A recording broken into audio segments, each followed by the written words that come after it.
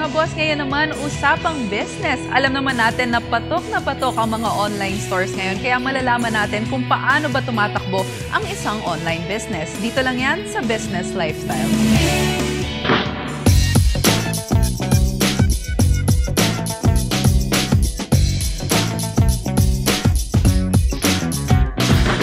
Simula ng 2014, sinasabing patuloy pa rin uusbong ang iba't ibang online businesses. Kaya ngayong umaga, kilalanin natin ang isa sa mga young entrepreneurs na piniling pasukin ang pagnenegosyo. Siguro way back 2010-2009, it was my birth month na kailangan kong kumita ng pera ko kasi kailangan for birthday ko. And then nakakaisip ako ng ideas through internet na flowers, yung magre-resell ako. And then, nakita ko yung chocolates because I love chocolates din. Ayun, sabi ko, why not combine the two? So, ayun, doon na nag-start yung chocolate, yung Ferrero Bouquet. And then this one, yung chocolate bar bouquet, nitong September lang. Actually, yung Fabulous Finds, nag-start yun kasi una, trip lang through Instagram kasi I have a lot of friends na nagsisell din sila through Instagram. And then sabi ko, gusto ko rin. And then, sabi ko, gusto ko unique na name. So, kinumbine ko, favorite word ko, which is fabulous. And then, luscious, which means parang sweetness na din.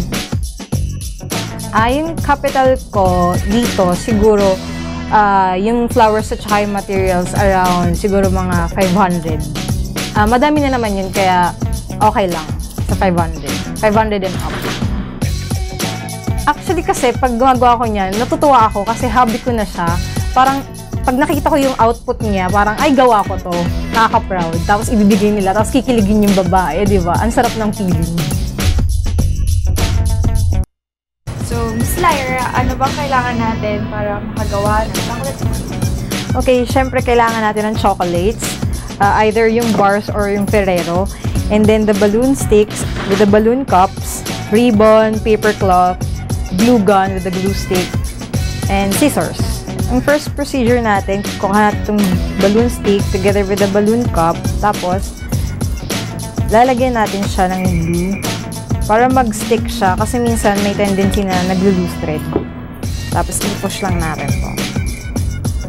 And then, after that, pwede na natin lagay yung paper cloth na cut into triangle. We have red and gold as a theme for Christmas. So, magiging outcome niya ganito. Ayan. Then, i-glue lang ulit natin to para hindi siya bumuka.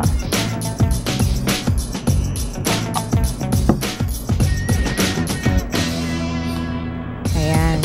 Tapos, saka natin lalagay yung second color ng paper, yung gold. Glue ulit.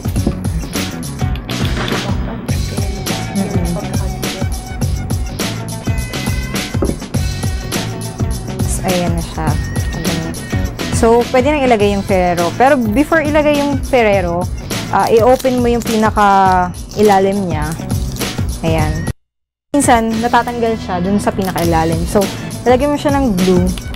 Make sure na hindi papasok dun sa loob. And then, i-close mo lang ulit. Ayan. Okay na siya. And then, i-glue mo yung pinaka-ilalim niya para mag-stick siya dun sa cup. Ayan. Ayan na siya. Yan na yung pinaka-final niya. Per piece yan. And then, regarding dun sa stick, pwede siyang, may stick kasi na nabibili na may design. Ngayon, yung gamit natin is plain. Pwede natin siyang lagyan ng ribbon para mas presentable tingnan. Lagyan natin siya ng ulit. Tapos, stick mo lang yung sa ribbon.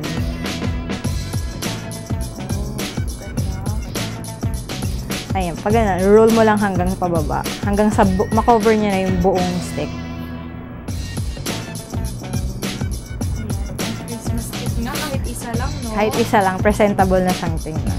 Tsaka, unlike dun sa flowers lang na bouquet, eto, after 3 days, makakain mo pa siya. Unlike sa flowers na wala lang. Ito na yung pinaka finished product ng Ferrero Bouquet with a fuchsia pink and pink na theme.